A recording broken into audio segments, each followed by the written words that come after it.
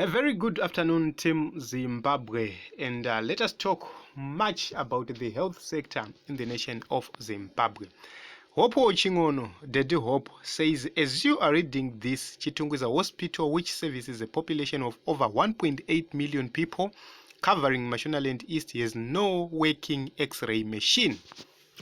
This is what Daddy Hope says, and he attached a very important image which we'll visit very soon. He says Chitungwiza Hospital is a central and a referral hospital. An X-ray machine costs as little as 10,000 United States dollar. This is the price. So this is the notice which was placed at Chitungwiza General Hospital, which reads, the machine is down and undergoing service, expected to resume operation until further notice. So it was expected to resume operation on 5/5/2023, but it failed and they have changed. It will resume operation until further notice. So there is no date which they expect to have this machine start working again. This is the problem we have in Zimbabwe.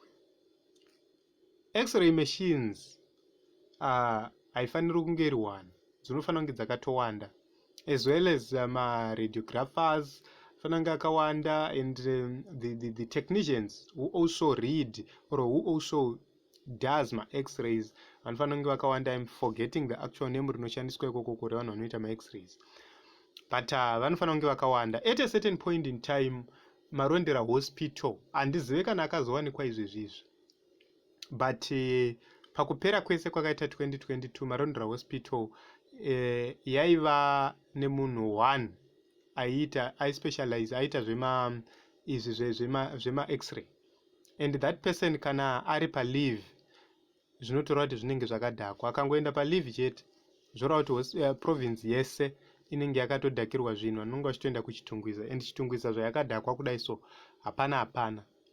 So we don't hate ZANU-PF, we just hate incompetence. Why do I say so? One mota iri kutengerwa a head of department mugovernment yeZimbabwe inenge iri worth 60,000 and above US dollars, but inotenga machine mengani up to 6 machines. Munhu 1 ari kushandisa radiotherapy ari kufanira kuseva hospitals kana 6. So you'd see kuti these X-ray machines dzakakosha, because inofanira kuti vaone kuti ndepapi pane problem chapo mubody yemunhu. It helps doctors very well so that they reach a conclusion kana vachirapa munhu. But right now people are now being referred to the private sector kana zvadai so. So you see kuti vanava, they'll attack you and call you all sorts of names for actually speaking out. Hanzi panapa na Mufudzi, this is a ghost probably. And according to most recent estimates from the Zimbabwe National Statistics Agency, the population of Chitungwiza was approximately 365,000 people as of 21.